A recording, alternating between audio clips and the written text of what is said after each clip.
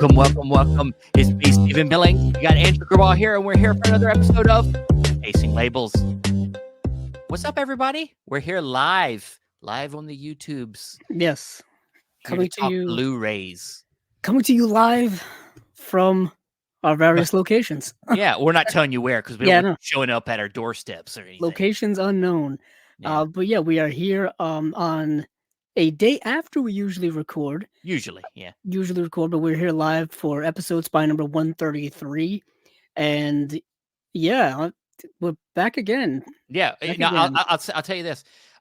Usually we record on Monday nights. I messaged Andrew and I said, can we change it to tomorrow night? I'm just not feeling up to it. I'm a little out of it. I didn't sleep good the other night. And what it was that I stayed up really late partying after Shelf Shock Rewind. I was partying with the stars, all the winners backstage. The after party is where it's really at, to be honest, at any award show. That's when all the cool stuff happens. Yeah, we all, a lot of us all got on a jet. We went over to the UK where Fran from Radiance. I'm just making all this shit up, but I'll say though, it was a star-studded fair, wasn't it? Now, it was really cool. It was really cool.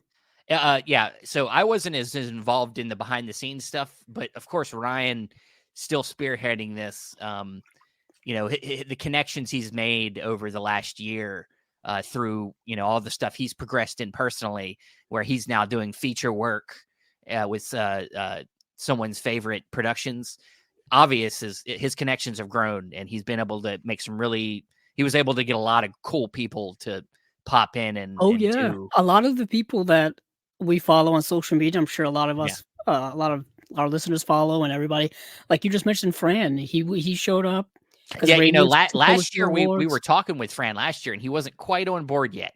It was like he was a little uncomfortable about it. But I think after the first year, he realized what this was, and I think he was so much more on board.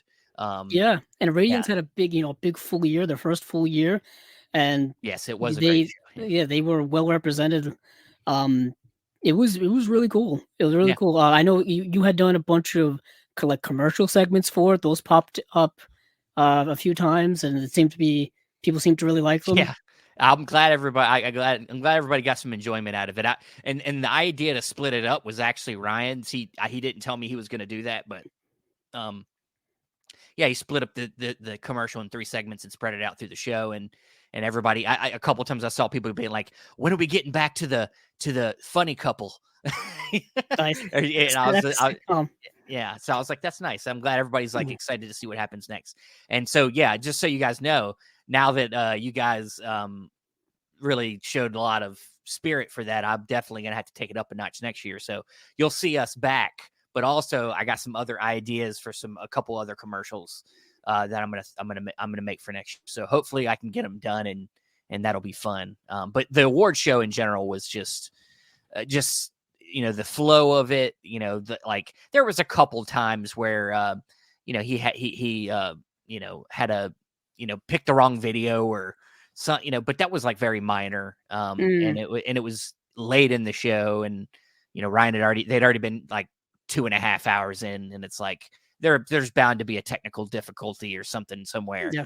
But, it was pretty flawless though. Yeah, I'll say we do show up we presented the nominees and winners for Best Box Set.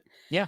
If you're interested, I marked it. It's about 2 hours and 9 minutes into the show where we make our appearance from Chasing Labels. And it was, like I said, it was really, really cool.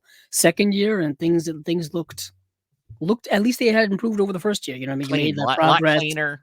And of course, and I think just the big difference because of after the first year, people understood what it was, and Ryan, where he's at, he was able to convince a lot of people. You're going to see a lot of people well-known people in this space pop up, either accepting awards or presenting awards.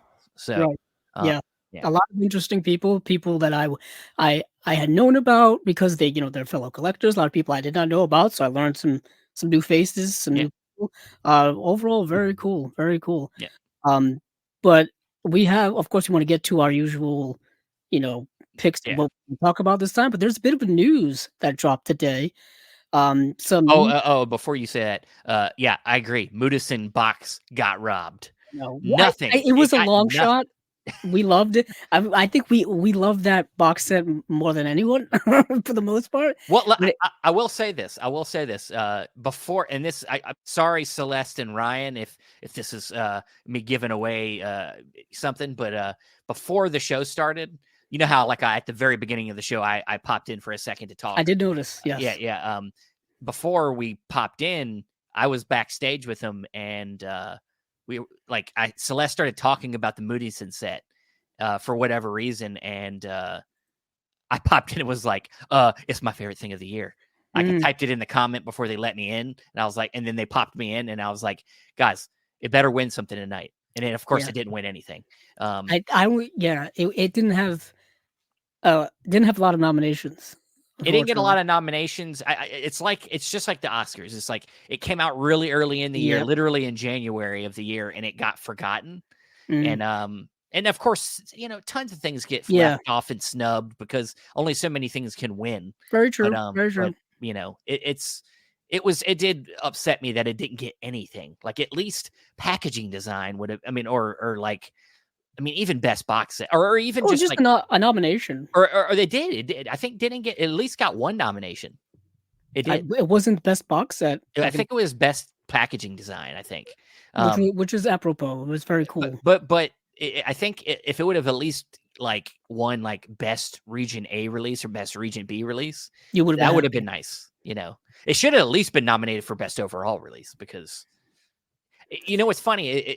There's a weird outlier in the best overall nominations this year.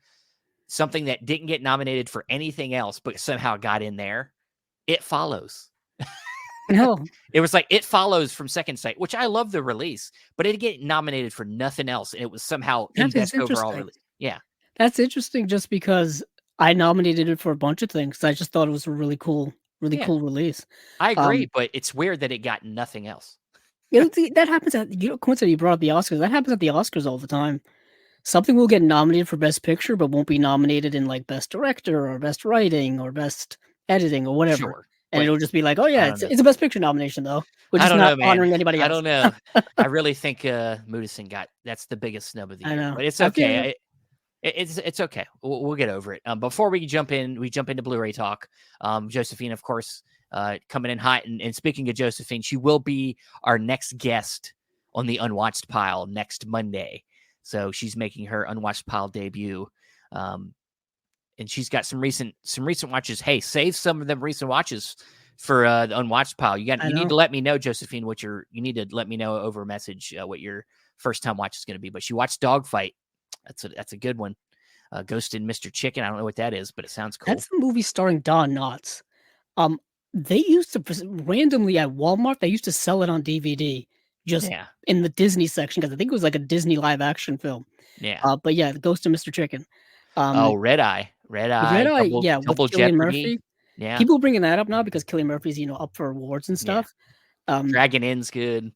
That's a Chinese film, right? That's a Chinese. Yeah, that's I think I have it. Yeah, it said Criterion put it out. Yes. Yeah. And some song plays. Learn to Fly by Foo Fighters. Classic. Foo Fighters is a favorite of mine. Disarmed by Smashing Pumpkins. I love that song. Slim Shady. Yep. All good stuff. That was a breakout for Eminem. Let's see. She's got a question for me. Steven, which fictional movie or TV couple do you think you and Brittany are most like? Oh, man. That's a tough one. Tough. Oh, man. What are most like? Damn. I'll get back to you. Let me think about that for a minute. So hang on. I'm trying to think of classic movie couples, and I'm trying to also think of classic TV couples as well. And how was our racing through my head? Yeah, and how was our Valentine's Day? We don't. It was in the middle of the week, so it's kind of tough to do something on Valentine's Day. But we went out to eat over the weekend before, and then on Valentine's Day or the day before, I brought home some gifts for both my wife and my daughter. So that was fun. So But That's weird that Valentine's Day was in the middle of a week. I just don't remember it well, being. Yeah. I Yeah. mean that one just I mean, shows. obviously it fluctuates every year as calendars work. Yes, they do. But back to the task at hand, I would yes, say. let's get into to Blu-ray stuff. And yes, you said there was some interesting news that came out. Yes. So as we know, Disney's always doing something. They're always doing something. Well, this one sounds kind of interesting. Very interesting. I like this one. Yeah, remember the last time we heard them doing something physical media wise, they were partnering up with Mill Creek, and this was what, over a year ago? Not so interesting. Not so interesting. And that was basically for, I guess, like re-putting out things they had already put out before. I think that was what the end result of that was going to be. I don't think we've really seen much come from that since, really. I haven't really been keeping up with it, but I don't think we've heard anything earth-shattering, or else it would have hit us in some way. We would have felt it. Yeah, we would have heard about it.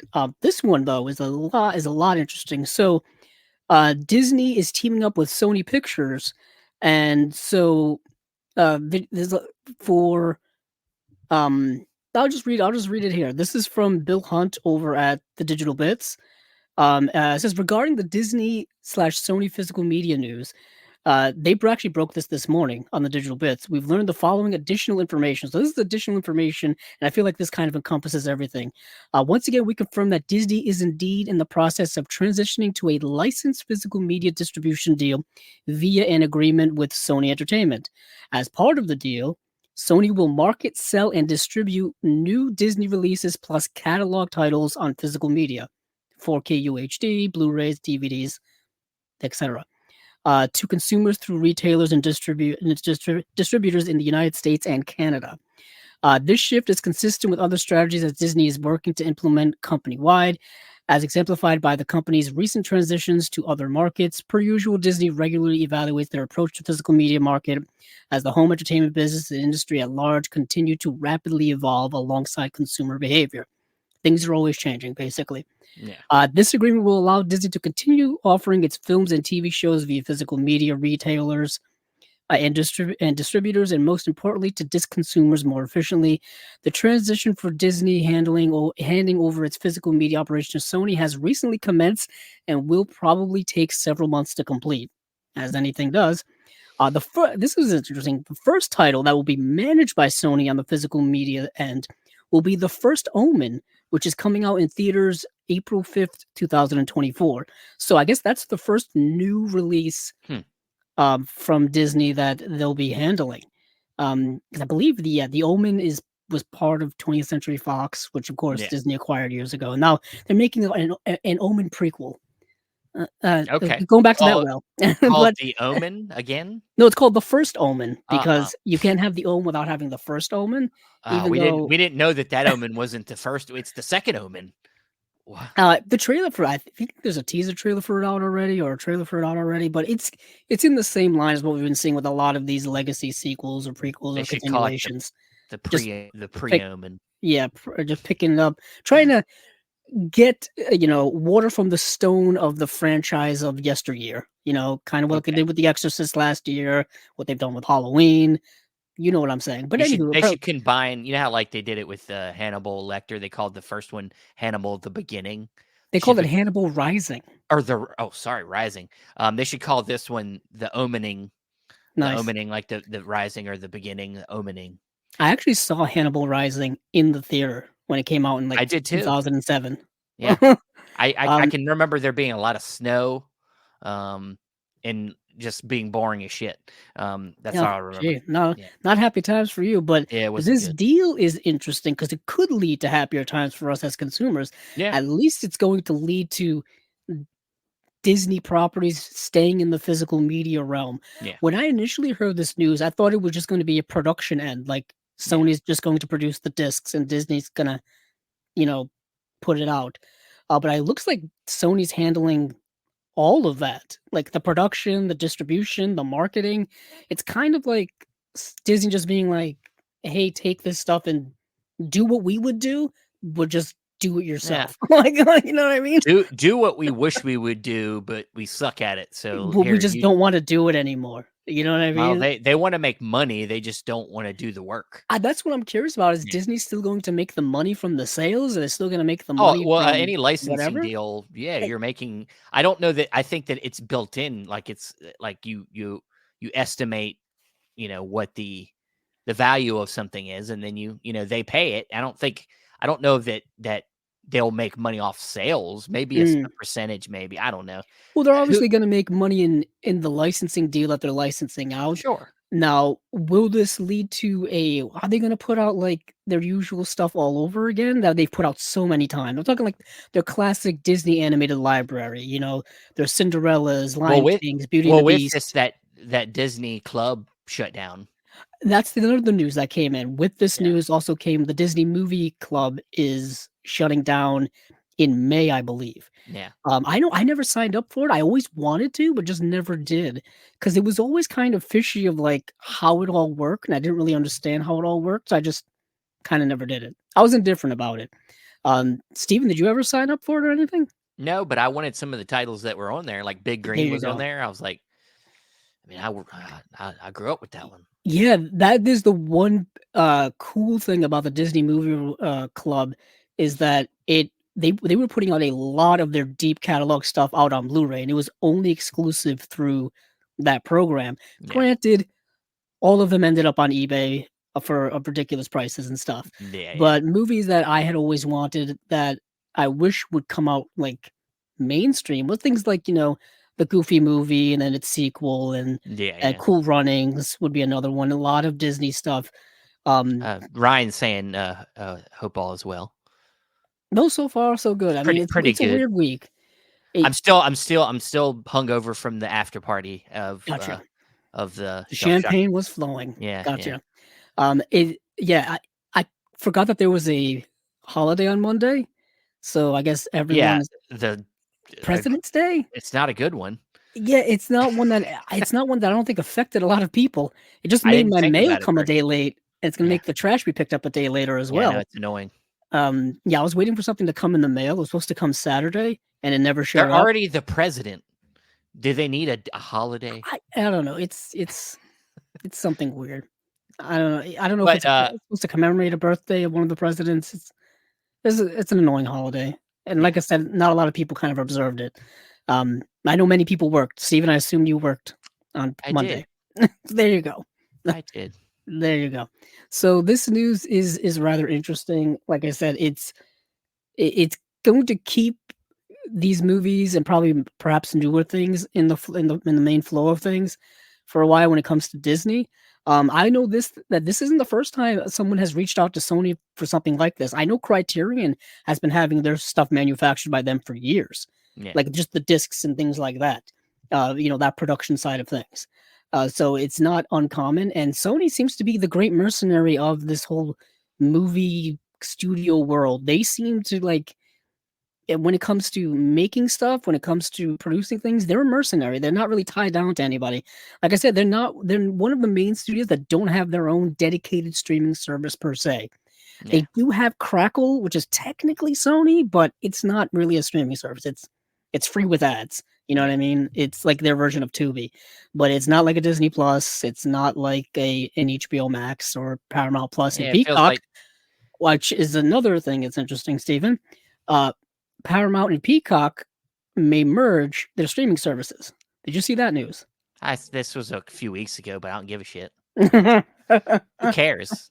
I'll say this: the names that people were coming up with of this new combined service were quite humorous. And Paracock. Yep, things like that. Exactly. Exactly. P-mount. Yep. Yeah, and Yeah. it's I was thinking this as well because I've been saying for years if there's going to be another studio that was going to be bought by somebody or was going to have to merge with somebody, I thought it was going to be Paramount. And it looks like Well, I mean, the that may reason they happen. talked about this is because I think that the news is that Universal was going to buy Paramount. That's how it all started. Right. It was nothing to do with streaming services. I mean, that would be inherent. Well, this is a stepping stone to probably get. That's to what I'm that, saying. This is you know? inherent. If they merged, if one If they bought merge the other, streaming service and it goes well, the next step would be like, there's no acquisition. reason to pay for two streaming services. It's Right. Yeah. so, I mean, but, as it is, they've already Paramount or Viacom, whoever's running that show over there, they already absorbed Showtime streaming service into Paramount Plus. You know, things are shrinking down in terms of the streaming world, and it's only getting smaller and smaller. We're living in interesting times where we saw the rise and the boom of streaming, and now we're seeing it like start to crumble and come back down. It's fascinating in real time. Yep. Um, But before we move on, I do have my couple, Josephine, that we're like. You did have that on the back burner. Nice. Yes. So I would say quickly that Andy and April from Parks and Rec. So that's good. Yeah, so Chris Pratt's character and Aubrey Plaza's character would be the closest. I'm not as lazy as him, as Chris Pratt's character. I wouldn't say I'm as lazy as him, but the personality types are very similar. Like I'm a laid back, kind of playful type, and my wife's a little bit more stoic. Her humor is a lot drier, closer to like that Aubrey Plaza type. So that would probably be pretty close. Nice. That's a good poll. That's a good one. I do like that. Big Parks and Rec fan. But do you want to transition now to the main part of our show? Sure, I guess. Ready? Do we have to? Okay. Right, we must. Time is flowing by. I want to talk about Disney for 2 I know. more We'll talk hours. about Disney for the next hour. But let's move. So there were a few slates this in the last 2 weeks, but there's some individual ones I want to talk about, and a lot of Kino stuff. Of course, Kino's always got their hands doing things. Like heck, they've been announcing things all the time. But I want to touch on something from Milestone, and this actually connects to something we talked about previously. So Milestone is putting out this movie called Household Saints. And the reason why this is connected to something we talked about recently is because it's Nancy Savoca. And Nancy Savoca is the same director as Dogfight. Yeah. And of course, Dogfight's getting a Criterion release. So we're getting more of her catalog stuff being put out. I have to say, this movie is much different than Dogfight. Not quite Dogfight. Not quite Dogfight, but not a bad film. It's a movie that I want to say actually when it came out. Actually, it's a movie she did after Dogfight. So she did Dogfight 91, and then Household Saints came out in 1993. And I want to touch on the cast because the cast has Tracy Ullman, Vincent D'Onofrio, and Lily Taylor, who she had worked with in Dogfight, is in this film as well. A very young Michael Imperioli is in this film. Michael Imperioli, of course, he had a small one scene in Goodfellas. Of course, he would go on to be in The Sopranos and then other stuff after that. But most likely people know him from The Sopranos.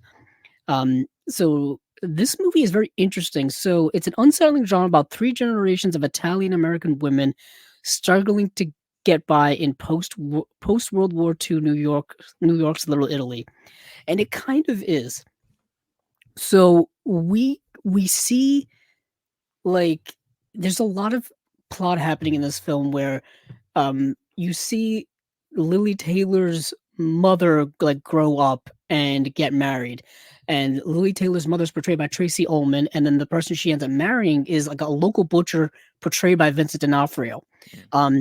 And this is like post World War II. It's a period piece. It's interesting. It's New York style. I want to echo like this was probably the time in which Scorsese was growing up in, because it feels like that time. Like it's Little Italy, post World War II, like that generation.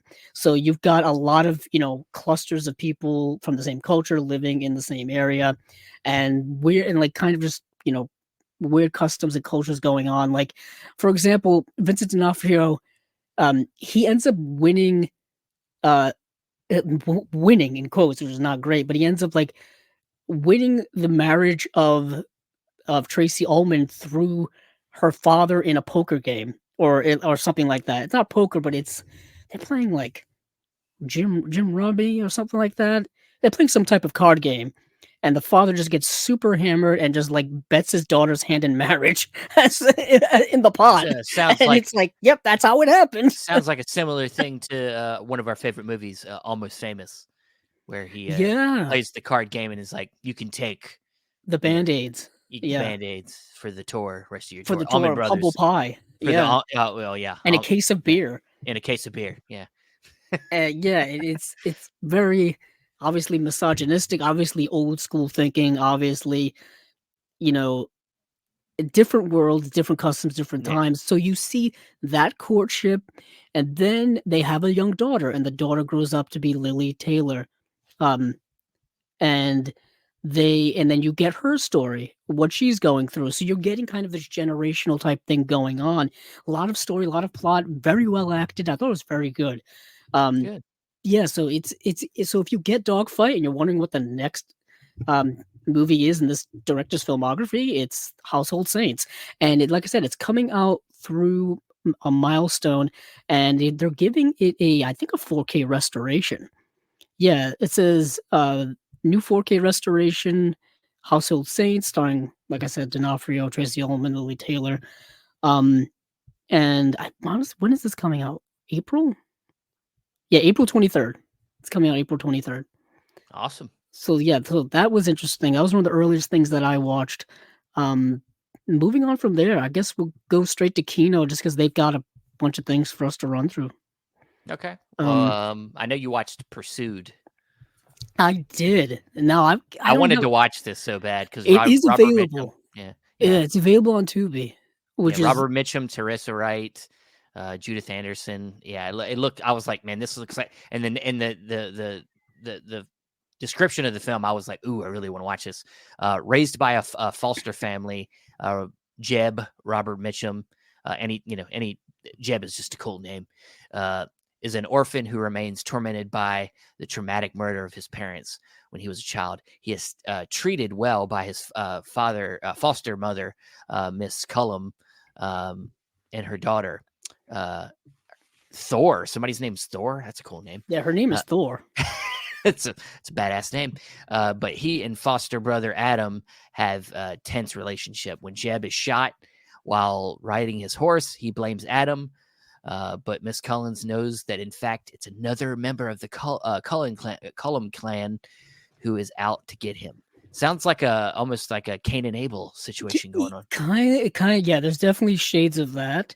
Yeah, Yeah, this is part of that subgenre of Western noir, yeah, which is a cool mashup to me. yeah. Um, Oh, uh, well, yeah. I mean, yeah, it's a cool mashup to me. And Pursued is a movie that I've been trying to watch for about 12 years. And there's a backstory behind that. Not too long ago, Stephen. Don't get too it's not going crazy to now. take 12 years, is it? No, God, no. Okay. So Pursued had already been released on Blu-ray back in 2012. It had been released by Olive Films. And this was one of their earliest releases. This is one of their earliest releases when they were putting on slipcovers on their releases. Um, and this one came out at the time, and I was just looking for Robert Mitchum movies, looking for any type of movie that was around. I had just started getting into like old Hollywood stuff and TCM and all that kind of stuff. And Raoul Walsh directed this Yeah, film, yeah, and yeah. that was a name that I was starting to learn who that was. So I was like, "Oh, it's a Raoul Walsh film with Robert Mitchum. I want to see it." And I had always seen this Blu-ray at one of the stores that I'd gone to frequently, but it was always too expensive. Unfortunately, a lot of the old Olive films and most of the Olive films releases had no special features, and they were pretty much just the movie on Blu-ray for the most part. So it wasn't really, worth clunking down whatever the price was at the time. And then over time, I just completely forgot to ever buy it. And then, of course, Yeah. Olive Films is no more. What we've learned now, Stephen, is that a lot of the movies that they had distribution rights to have lapsed. So Kino's picked up a bunch of them. You know Mhm. that, and Pursued happens to be one of them. And they're putting out, I think, just a Blu-ray. Yeah, it's just a Blu-ray from a 2022 HD master by Paramount from a 4K of the 35 millimeter original camera negative and other 35 millimeter elements. So yeah, this movie's really good. Raoul Walsh is a really good director. He directed The Roaring Twenties. He directed White Heat, plus a bunch of other movies. I think he directed High Sierra as well. I'm looking at it over there and I can't tell, but yeah, great director.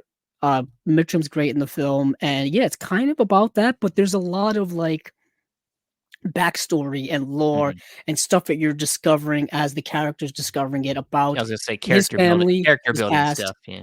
You know what I mean? Why are people all of a sudden after him? What is the connection between this family and his real family and all this kind of stuff? Really good. Really Cool. good film. I dug it. Yeah, and this looks like this was a part of the Paramount deal because it's a new 4K restoration from Paramount Pictures. It is. It is. So that's nice. So that was definitely on my radar. Next, Steven, I just kind of threw this in there. I don't think it's necessarily something I'm going to add to my collection right away. I don't know how you feel about this film. I just want to ask you, how do you feel about the movie Fletch with Chevy Chase? Well, I just don't like Chevy Chase. I think we've had this discussion. Had this discussion. I'm just not a fan of his style. And maybe because I try to keep personal things out of it, but he just turns me off. He just seems like such an ass. Well, that is the thing, is that we've heard is that he's not a very pleasant person to work with and stuff. I've seen the movie Fletch. I've never seen the sequel Fletch Lives. Yeah. I know they've revived Fletch now with John Hamm. They did a Fletch movie with John Hamm a couple of years ago. I think they're either making one now or they just finished making a sequel to that now with John Hamm. See, I'm one of the weird people that doesn't really care for the vacation movies. Not even Christmas. Like, I don't even care. I really don't care for them films at all. They're not even Vegas Vacation. Like, I could do without them. If they were gone, it'd be fine. Like, the thing is, for me, a lot of my affection towards them is built in nostalgia because I watched them when I was young. Like VHS. That's what I'm saying. That's what I'm saying. You know what I mean? We didn't watch them growing up, so I really don't have an affection for him. And then when I finally got around to watching them, I'm like, he's just not funny to me. Like he's just a doofus, and he's just I don't find his delivery that funny. Like it's a very, I don't know if goofy sense of comedy is the word, but goofy doesn't buy. Like, I like Dumb and Dumber. Dumb and Dumber is like one of my favorite comedies of all time. But it's just something about Chevy Chase it doesn't work for me. I got you. And apparently the Ham one's pretty good. That's what. I do like that. I did like that one. Okay. And so I've only ever seen Fletch, and I know a lot of people really, really like Fletch. So that's why I put it on this list here, because it is getting brand new HD master from a 2K scan, and these had been released before. That's why it so fascinates me. And these were released by a different company. These weren't even released by Kino once upon a time. Like I think these were released by whoever owns the rights, which may be Universal. Yep, Universal. That makes sense. That makes a lot of sense. And they've been re-released a bunch of times with like different cover artwork, but it's been the same disc for forever. Yeah. And I just want to make sure Fletch Lives had gotten a Blu-ray release before, or if it was just Fletch. Yeah, Fletch Lives had gotten a Blu-ray release before in 2017. These are coming with slipcovers, so if you're a fan of these films, and I know there are a bunch of fans of these films, these probably for you. I mean, I kind of almost just want the first one because I have seen it and I do like it. But yeah, so I decided to add that to my list. I'm losing my place here. There we are. I couldn't find the right tab. But the big one, Steven, this is a big one that dropped about a week ago. High Noon is getting a 4K UHD and Blu-ray release from Kino. And I know this was on a lot of people's radar. This is another Olive one.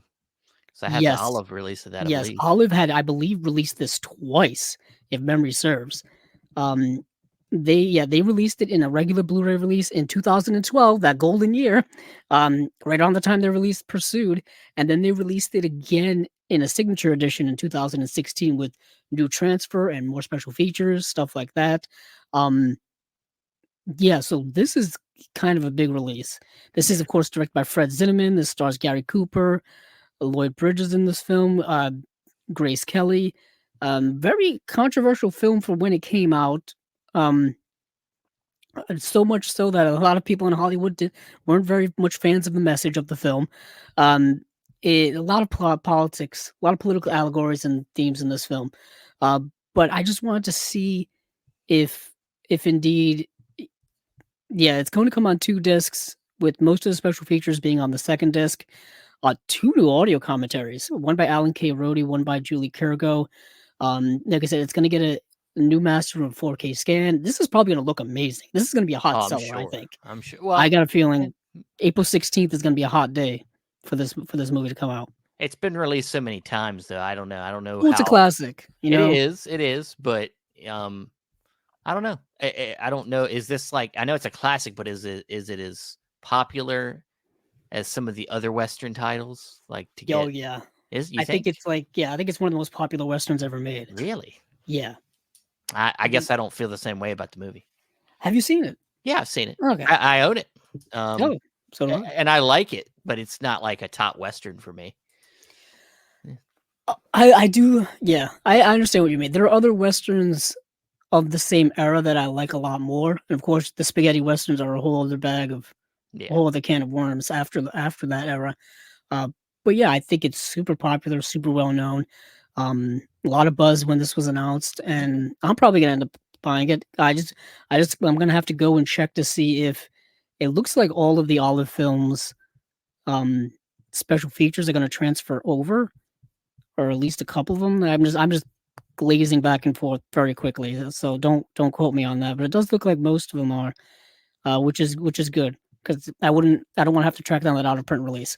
Well, I mean, I think it's good that they're. I mean, we say this about any, not re-release, but well, I mean, I guess re-release or anytime there's an upgrade, it's nice to get new features, like you said, new commentaries, because even though the old ones are still useful and they're still good, getting new perspective with more time can always, give you something different about your view of the film. So these two other new commentaries might give you something perspective on the film that you might not have had.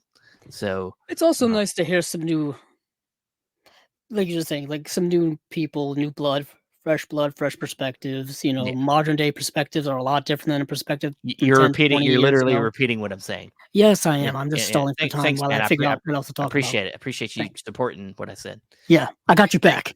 Got your Yeah. back. All right. I'm just looking at what I'm going to talk about next, and All right. I think I'm going to go below, as in Okay. the movie called Below from Oh. 2002. Oh. Okay. All So right. this is getting a 4K UHD release with a brand new HDR Dolby Vision master, and I don't believe this movie's ever been released on Blu-ray. I have to check. And I always say that, and then I always check, and then I'm always It's had 25 dismayed. releases. So no, there was a Spanish release in Mm. 2021. You've been wronged. And then I think I have no idea what country that is. Because on Blu-ray.com, they only have the flags. And I'm like, what flag is that? Oh, a Russian release in Mm. 2013 on Blu-ray. So nothing here, but this movie is interesting because it's kind of a time capsule piece of a film from 2002. It's a submarine film. It's a movie that feels like an action film from that era. Yeah. What we call this type of movie now is a dad movie. Steven, you know what I'm talking about? Yes, I do. And this is very much in that realm. So like Crimson Tide, but Crimson Tide, what was like U571, you know what I yeah, mean? Like movies around that same time that dealt with like military stuff from wars years ago, World War II yeah. specifically. And this movie is directed by David. I can never pronounce this man's name. Tui. I can never Sure. pronounce his name. I've never been able to, but he directed Pitch Black with Vin Diesel, starting the whole Riddick franchise. He also directed Chronicles of Riddick. He also directed the Riddick film from 2013. Very, Very very, illustrious career here. very big career with Vin Diesel. Apparently, he really Yes. likes working with him. Yeah, he also directed A Perfect Getaway, which is a movie no one remembers. But I think he was also the screenwriter of The Fugitive. Well, Yeah, that changes everything. and the screen. Yeah, he was a screenwriter of G.I. Jane and screenwriter of Waterworld, Terminal Velocity, Well, I'm Critters changing my. 2, the main I course. was a little down on him. Now I'm like in the middle. I'm a little in the middle Yeah, now. yeah, I feel you. But this movie, like I said, is very much in that vein. Let me get So it says strange happenings occur on a World War II submarine. Thank you, IMDb, for not helping me in the slightest with Good. describing this to That people. really painted a picture for Yeah, me. what a tapestry of just I don't vivid think imagination. IMDb saw the movie. Yeah, I don't think whoever wrote that just did not care that day whatsoever. Now I've got to scroll down on Letterboxd to get something to tell the people. Okay, here we go.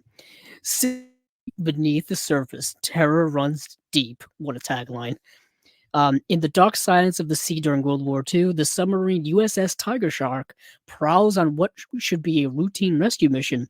But for the shell shocked crew trapped together in the sub's narrow corridors and constricted spaces, this is about to become a journey into the sensory delusions, mental deceptions, and runaway fears that lurk just below the surface of the ocean. So, what ends up happening in this film is that they pick up some survivors of a wreckage. That's what their job is, to pick up survivors of this wreckage. And what ends up happening is just a series of things start going wrong on this submarine. And it starts playing with the minds of the people on the ship. Like it starts to make them like hear things that aren't there, see things that aren't there, kind of go a little stir crazy, a little, things aren't going well in their heads, stuff like that. And the movie kind of goes deeper and deeper, literally into the ocean and into their psyches to what's going on. The movie doesn't go deep enough into that kind of craziness to really like. It's not. It's kind of like Event Horizon Light on a submarine, if you know what I'm saying. It doesn't go quite to that depth of what Paul W.S. Anderson was doing on that crazy movie, but it feels like it's trying to go for that. It's fine. It's entertaining. It's kind of like I said, a relic of its time in which it came out. But yeah, I'm more fascinated that it's getting a 4K UHD release when it didn't really have anything here in the ways of a Blu-ray release. So that's kind of cool. But the cast of this movie, I failed to mention, is pretty stacked with people who we know of now. Whereas back at the time they were probably not so well known. Bruce Greenwood, um, Dexter Fletcher, who was in a bunch of Well, he directed. He's the director too. yeah, he did well. He stepped in to direct Bohemian Rhapsody when all that went kind of fell apart. But then he The, also did the much I was gonna say superior, the much better. Elton John film with Taron Egerton as Elton Yeah, John. Why is the movie title escaping me, Stephen? a Rocket Man. Rocket Man. Yes, only hit one of his most famous songs. That movie's amazing, by the way. I think it's stunning. It's like it's one of them things. It's like a lot of films these days. They go through, and then they're just kind of forgotten. And that movie didn't get anything in the award season or anything. And the award season was completely forgotten. It's I thought it because was the year incredible. before they gave all the awards to Bohemian Rhapsody. Very true. They Remember, couldn't do it I 2 remember us years in a talking row. about that. Yeah. So, like I said, Bruce Greenwood's in here. Holt McElhaney, who was in the series on Netflix, the David Fincher series that everyone loved and wants to come back, Mindhunter. Mindhunter, yeah. Yeah, he was also recently in The Iron Claw. Great in that film. That movie's amazing as well. But you have, like I said, Dexter Fletcher. Olivia Williams is in this film. I know her. She was in a Rushmore. She played the teacher that Jason Schwartzman had an asphyxiation for in Rushmore. She was also in a bunch of other TV series as well. And I've just known her for a long time. There's a bunch of other guys here that are like character actors that you'll remember if you go here on IMDb and check out their stuff. Recognizable people. So I thought that was really cool. But yeah, that's Below. Moving on from Below. What else do we have from Kino? Looking at our show notes. Is that big one here? Nostalgia. Okay. Now Now by big this is the Tarkovsky film? this is the Tarkovsky film. Um this is a movie like you wouldn't believe. So, I've said this many times. There are certain directors who intimidate me, who scare me, who I'm afraid to approach their work without being fully prepared. Um, and Tarkovsky's one of them, and Nostalgia was one of those films for me, and I finally got to watch it. So I can't even describe to you what this movie's about. All I know is that you experienced this movie, but it's getting a 4K UHD release in April 23rd. It's getting a Blu-ray release done at the same time. So I'll just read this here. At a spa in the Tuscan Hills, a Russian poet and musicologist researching the life of an 18th century composer meets a mysterious man who is convinced that the end of the world is nigh. The Russian Andrei Gorchakov is asked to cross an ancient sulfur pool carrying a lighted candle as an act of faith. Tarkovsky's first film outside the USSR is full of personal and Christian symbols and works as a study of such themes as memory, melancholia, and disenchantment with the material world. Yes, I think that's what the movie's about. Sure. And I've seen it. The movie is very much in that vein of Stalker, where you're just kind of experiencing what you're seeing on screen. You don't really know what's going on. It doesn't really have a plot. It's not really a character piece. It's a deeply thematic work. The visuals are stunning beyond stunning, and you're just here for the vibes. You really are. You're just here to experience the purity of cinema washing all over you. You know what I mean? I have this movie on Blu-ray and I haven't watched it yet. So it's not, his work is not easy to just dive into. When I was going to watch it, I'm like, Tarkovsky's not a director you just pop on at any time.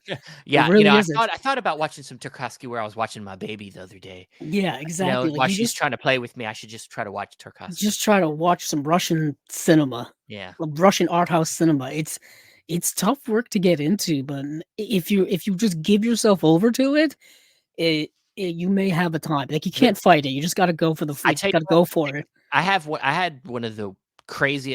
Thinking about it now, I think about how crazy I was. I don't know why I chose this. I think it was me trying to push myself, but I did a double feature one day, and this literally took like almost all day of Tarkovsky's.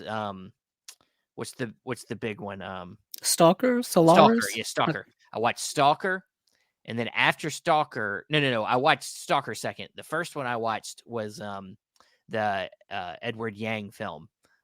Yi? No, the other one. The long one, the 4-hour one. Brighter Summer. Brighter Summer, yeah. Something Brighter Summer. I watched them two films back to back. So it was like 8 hours of movie, like straight. Why I did it, I don't know. Wild, it was man. A wild day. Like Brighter Summer Day. A brighter summer day. Yeah. Yes. Yeah. These are directors, man. They will take you on a trip into like the purest cinema you've ever seen. After you watch it was a good double bill. I know. Yeah. Yeah. After you, I've done crazy things like that. Yeah, I've gone on challenge myself. I've gone on like Bergman trips of just watching Bergman films back to back, and it's just like you come out of it like a completely different person. Yeah, I just remember a trip. I remember ending Brighter Summer Day and being like, God, this is tough. This is a tough movie. And then I'm like, okay, let's get a little surreal. I know a little bit about Stalker. Let's get into this. And then it's just like a guy riding on a train for like 20 minutes. Yeah. You're like, that's okay, the one. Yeah. That's where's the he one going? thing with Tarkovsky. The pacing is not his thing. For example, in Nostalgia, there's no coverage. It's all like all wide shots, all establishing shots. Like there will be, the camera will just sit there and things will play out in the frame, and it just sits there and just let things happen. Just let things happen. Yeah. I'm going to talk about another director soon that just does that same thing as well. Yeah. But the pacing is a little bit better. I'm hinting at when we talk about Criterion, when we talk about Ozu. Because Ozu is notorious for not moving the camera. Thank you. Thank you for joining us. Thanks. We're glad you're enjoying the conversation. Yeah, thank you. We're just talking about Tarkovsky and how Nostalgia is just a movie that you can't really put into words. You have to experience it. And I can't wait to re-experience it in 4K. And I know that Kino's had that Blu-ray for a long time. Like I used to think that Criterion had Tarkovsky stuff, but no, Kino's had a bunch of it for years. Yeah. But yes, I think there's one here that I think came out 2014. That's out of print now. Yes, I'll add Santandango to the end of. I would make it a triple bill and add that to the end. I still need to get that. Yeah. movie just so I can have it to own it.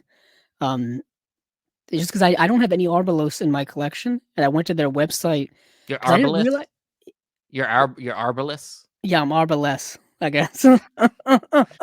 And I went to their website, and I didn't realize that they have limited edition, like website exclusive editions of some of their releases.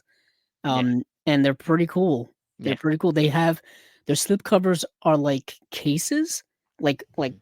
like cases you flip open and Yeah. take out, like briefcase style. Thought that's pretty cool. Um, but anyway, I just went on their website and signed up for an account. Cool. Uh, but moving on from nostalgia, because that was just one of the bigger ones, literally. What else do we have from Kino? Anything else, or do we want to How move about along? yeah, let's move along. How about I saw that well no, there's one Kino here I'll bring up. Lady Killers in 4K. Oh yes, that was announced yesterday. Yeah, yeah, yeah. Oh, I was so glad when that got announced. Yeah, yeah. I do have the Studio Canal 4K. I was It gonna came out. nice, nice. It's a good one. Like to be honest, like when Studio Canal puts out a 4K, I'm like jumping on it. Like and I know we'll talk about one that just got announced and then got another announcement from Criterion, very quickly. But Mm, that Studio Canal, anytime the Studio Canal puts it out, not only the presentation, but like they tend to add features. That's not something that Criterion does. So I can tell you that alone is one reason why I'll probably not need to buy Lady Killers again. yeah. Is that it's going to have an emphasis on not only packaging was better, but it's got probably more feature stuff. It's just the same restoration from Studio Canal, so I'm assuming it was because it's what it says right here. yeah, that Yeah, Studio so Canal release was from 2020, and then they put out, I think, a standard edition in 2021. yeah, What is fascinating about this release, that you just I'm really glad you mentioned it, is typically the way things have rolled here in the US is Lionsgate has put out certain Studio Canal releases here on Blu-ray, and that's not the case now. And that's been going on since like 2010, because they put out a Blu-ray of the Lady Killers in 2010, and it was it was the Studio Canal release version.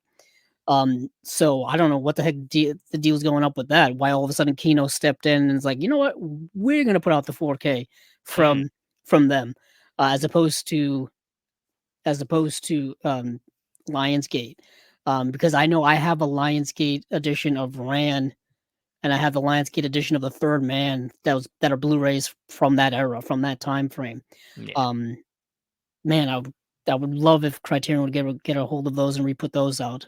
They did surprise us though with a reacquisition, so you never know. You never know yeah. now. Could be working towards it, man. So yeah, I can't wait to get this. This is it's a really fun film. It stars Alec Yeah, Guinness, Peter Sellers, great cast. Yeah. great cast in it. It was remade by the Coen brothers with starring Tom Hanks. Have you Now, ever seen that version? yeah, it's not as good, but it's still fun. I mean, I like seeing Tom Hanks play villain. And it's the Coen brothers. It's hard not to like it somewhat, but it's not quite. It doesn't quite have the I don't know how to describe it. Like it doesn't quite have the storytelling, like the way the story's told in the original just feels more. Um, it just feels more not edgy, but like weird. It's got a weirdness to it. Like I Yeah, don't know. It's I know hard. what you mean. I I think know it's a what you little mean. more over the top with the Coen brothers. They over the top it. Yeah, because You the know. Coen brothers comedy is a unique acquired taste of Yeah, yeah. comedy. Um, so sometimes it doesn't work for people, and then Well, sometimes it does. I don't mind their comedy. It's just I think that the situation in the story is something that is like it's like it could happen, but like when you do it the Coen Brothers way, it's like it kind of feels like it's a farce more than it Mm, is like something that yeah, is like it's really good. Like farcical, it's not real. Like something that's inherently funny, like the situation. right? Like And for those of you, yeah, and for those of you who don't know the premise of The Lady Killers, the movie came out in 1955, directed by Alexander McKendrick, which that name should be ringing bells in people's heads. The same person who directed Sweet Smell of Success. ding So ding ding ding. that should be ringing off in your head. Underrated director, in my opinion. I wish more of his work was available, because Sweet Smell of Success is amazing. But for those of you, like I said, don't know the premise is thus: five oddball criminals planning a bank robbery rent rooms on a cul-de-sac from an octogenarian widow. That's a word. Under the pretext that they are classical musicians. So they're pretending to be classical musicians because they're setting up a bank robbing heist. But I think this woman kind of just gets in their way. You know what I mean? Yeah. Kind of a, It you're sounds playing like on like old people just doing wacky things. You know what I mean? it sounds like a Coen Brothers movie. Yeah, it really does. But it's just like maybe it's just a little too on the nose for Coen Brothers, and like if you've seen just seeing the trailer for the Coen Brothers one, you can tell how over the top they play it. Yeah. Like if you just look at a picture of Tom Hanks in the role, he looks like a goof. Like he looks like like he looks like he's a villain twirling his mustache. He's dressed like Colonel Sanders. I mean, it's ridiculous. They should have played it a little bit closer to like they should have made it a little more serious instead of that kind of oddball thing that they do. Right. I think it would have played. I think it would have played better if somebody like maybe. Funny enough, if somebody like a David Fincher did it, that'd be a little serious. It would be serious, but like think about Gone Girl version of the Lady Killers. But think about like when his movies are funny. It's like think about Fight Club. Fight Club is actually kind of funny. The movie's funny a lot of the movie, but it's like this really dark humor. Well, that's what this movie is. It's dark. It's dark. I mean, that's just me. But plus, I'd like to see David Fincher try to do a comedy.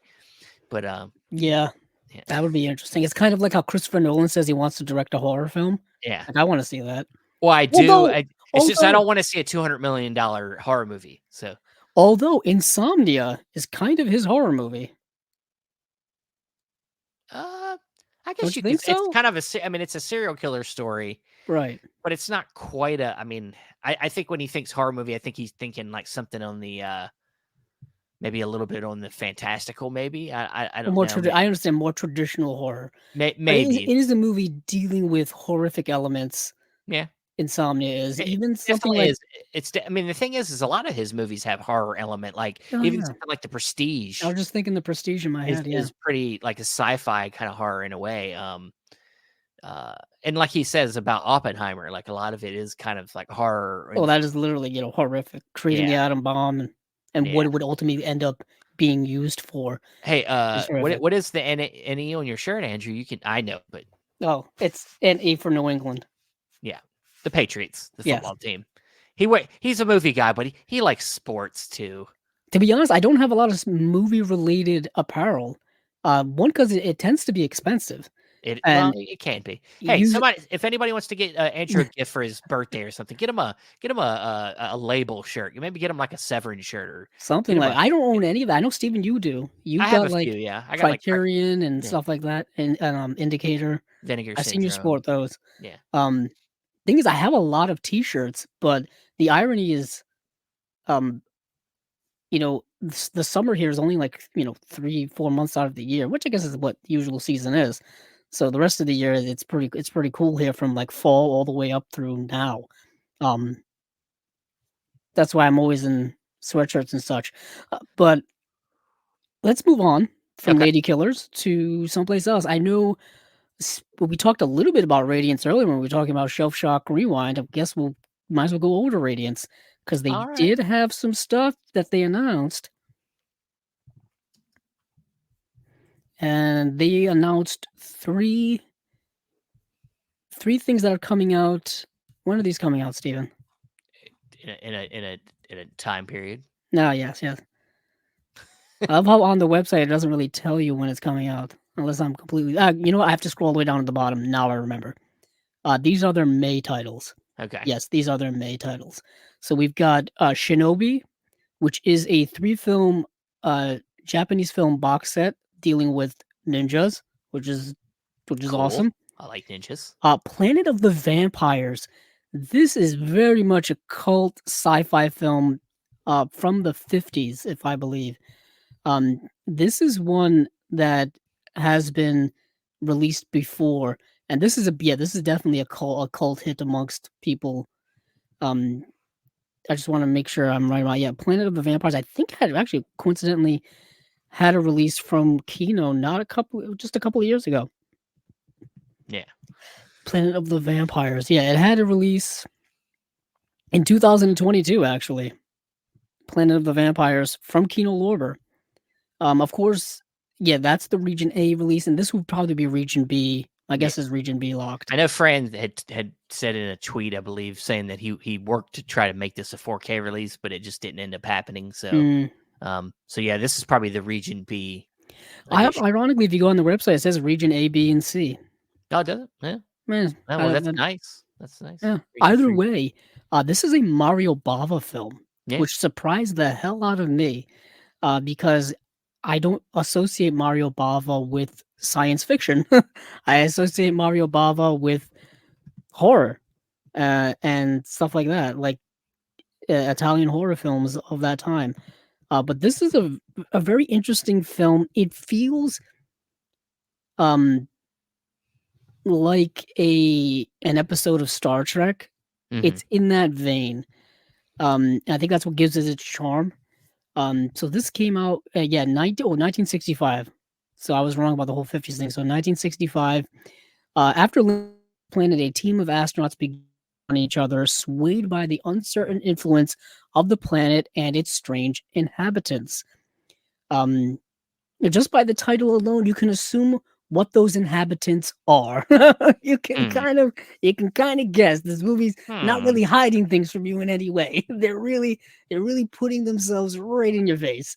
But yeah, this movie feels like a Star Trek film, like the way the sets are built, obviously the special effects at the time, the way they utilize that. All sets, you can tell, built sets and things like that. Like I said, it's a cult, kind of post-atomic age sci-fi, which is a very interesting time period. You've got that time period in between like atomic age sci-fi and Star Wars, where you've got a mixture of very interesting science fiction where they're kind of building the genre up to what it's going to end up being that we know of. Yeah, didn't like Planet of the Apes come? Planet of the Apes came out during that time. Of course, you had the Star Trek series. Then, obviously, Star Trek the motion picture wouldn't come out until I think after Star Wars was such a big hit. Then they would make Star Trek the motion picture, then all the other Star Trek films. Of course, you would then get the revival of Star Trek: The Next Generation in the 80s into the 90s. And I don't need to go on that whole history with everybody, but you understand what I'm saying is that there's that time period in between like the 50s and 70s where we're just like trying things out in the sci-fi genre. It's like we don't have the technology yet, but we've got all of the ideas behind it but not the tools to pull it off yet. That's when George Lucas would come in and kind of pull, marry the two ideas and the way to pull it all off. So that's really cool. And there's a third release here, and it's a movie called, I think, Trenque, Lauquen. I think that's how you pronounce it. I didn't get a chance to watch this because the movie is, I believe, 260 minutes long. That's which is a bit of a time. Not quite my double feature, but okay. Yeah. This is a 2-disc edition for obvious reasons. And it's a movie that I wasn't aware of, and it's a recent film. It's a film that I think came out either last year or in 2022. And it's a movie that I think is told in 2 parts, hence the length of it. And I think it's a bit of a mystery. That's not the movie I'm looking for it on Letterboxd. I've got to scroll down, and I don't know where it is. That's not it. You got to be better prepared for this. I do have to be better prepared. I don't know why this is a live show now, Andrew. Oh, there it is. I was looking at the wrong thing. With the strange disappearance of Laura, with the strange disappearance of Laura, 2 colleagues, her older brother Raphael and Ezekiel, learn of their recent discoveries, which may help them locate her. However, the story is bigger and stranger than they could imagine. It's a very ambiguous synopsis. It makes me intrigued. It almost makes me feel like it's more of like a mini series. That's what I thought when I saw the length of it at 260 minutes. is I thought it was like maybe a 2 or 3 part miniseries or something like that, and it's not.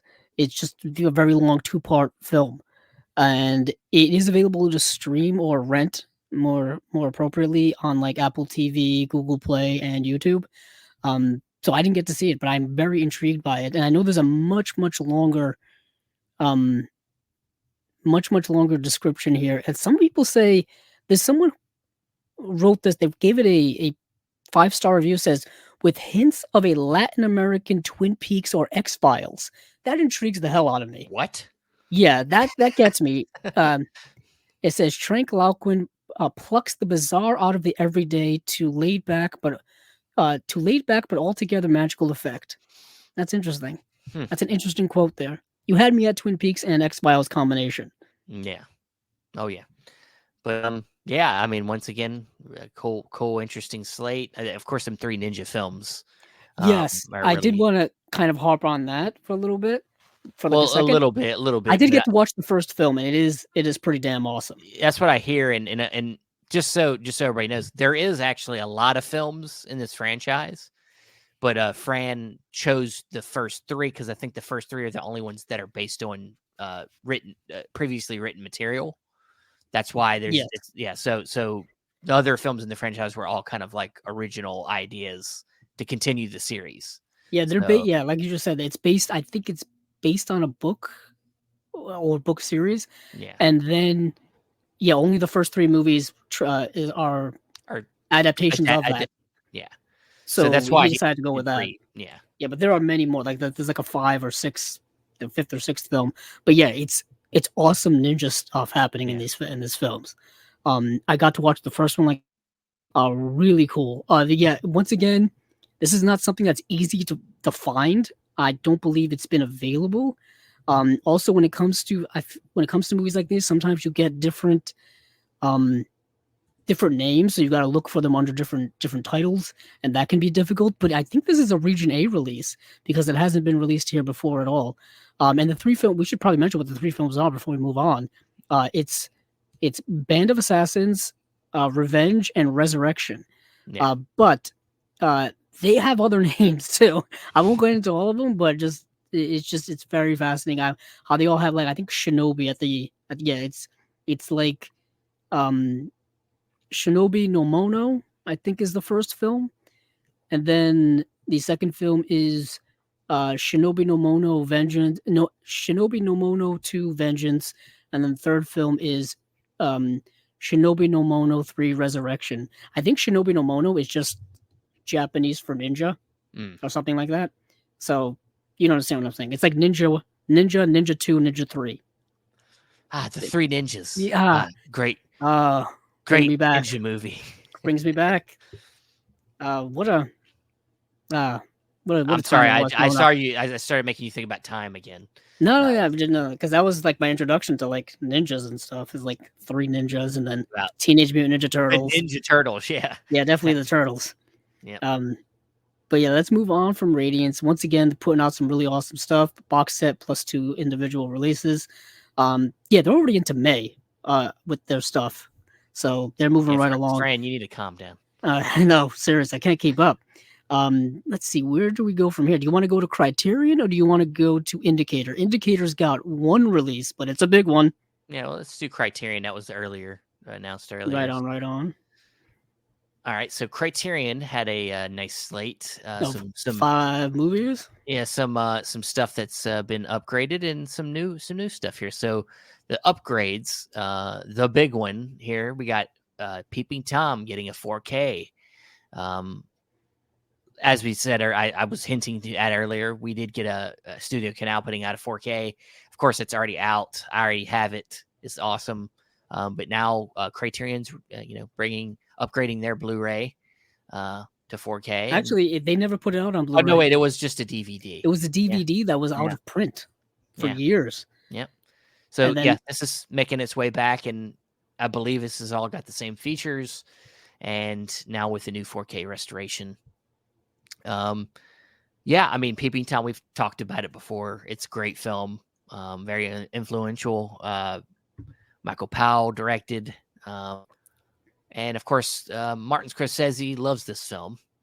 I think he does an introduction for it. Yeah, it's that and Thelma Shoemaker. She does an interview for it. Well, she was married to Michael Powell. She was married to Michael Powell. So yeah, Stephen, if you remember, once upon a time, we did a whole episode on Peeping Tom back in the Cinema Discovery Project days, in the early days of our podcasting. Did a whole episode just dedicated to Peeping Tom, and because it's such a fascinating movie way ahead of its time. Coincidentally, it was a movie that kind of ruined Michael Powell's career, even though now it's looked upon as being, amazing. Yeah. It came out the same year as Psycho. Yet Psycho is kind of remembered, of course, for being as notorious as it is, and then this movie's kind of forgotten, I guess. And then, of course, it's been reloved by cinephiles over the last several years, and now that it's coming out once again in 4K. I know there was a Blu-ray that had been out in the UK for years, and I was hoping for a Blu-ray here, and now we're getting a 4K here as well as the Blu-ray Criterion, whichever one you get. Who cares? I can't wait. This was awesome reacquisition from them. Like I said earlier. I would say the only thing I really love about the Criterion edition here, I love the artwork here. I love this artwork. I wish I could take this artwork and put it on. Oh yeah, it's got him looking through the film reel. The film reel, looking through the hole in the film reel. That's the Studio Canal uses like the original art, and it looks nice. It's good. Right, but that edition's a better idea. I believe this is that's the Studio Canal is the one for me to get. I'll hold on to mine, and because it's got it's got 3 new features, and it's also got these introductions as well, and it's got like different audio commentaries than this. What? I know exactly what you're saying. It's because I still want these. Was it Studio Canal that put out The Servant? Yeah. Yes. And they that also put out release of The Servant blows the Criterion one. To smithereens. Yeah. And that's no shade on Criterion. It's just looking at the special feature packaging versus each other, and that one. Well, you got to think too. They're British films. Like that. Peeping Tom's a British film. Yeah, very true. So the UK, they're gonna maybe put a little bit more oomph into the release, I think. So, or maybe even have access to. Same with The Servant. It's Joseph Losey's a British filmmaker, right? And Peeping Tom is, man, I just can't get over how great that movie is. And there's some great, and I've already watched the new features. They're fantastic. I mean, awesome. It's really good stuff. Moving on from there, we also got another re-release, and this is one of the big directors of the Criterion Collection, Ozu. Yes, this was nice. Yeah, this is a nice upgrade here of Ozu's. It's a double feature of A Story of Floating Weeds and Floating Weeds. Yes. And so this is a Blu-ray upgrade, I believe. Let me look. Yes, it is. Yeah, so yes, just a Blu-ray upgrade, but coming from a DVD. Yeah. And from a DVD that I'm pretty sure has been in the collection for many, many years. Like I want to say 20 years, maybe. I think the number on this one's like 200 and something, maybe. Yeah, they've had Ozu in their collection for a long time. The DVD. Oh man, the DVD came out in 2004. Yeah. This is an old one. Yeah. So this was an upgrade long overdue in any type of way. This is an interesting. You said double feature, which is technically true. 2 films, same disc, whatever, or 2 films, same release. But it's one of those times where you have a director going back and remaking a film from early on in his career. Yeah. Not even early on, like 25 years apart. The first film, The Story of Floating Weeds, came out in 1934, and then Floating Weeds came out in 1959. So we're talking massive time differences in someone's career, and you can tell by watching these films the difference in just how he was as a filmmaker in 1934 versus how he is as a filmmaker in 1959, which is towards the end of his career. I think this is like the 4th to last film that he made before he passed away in 1963.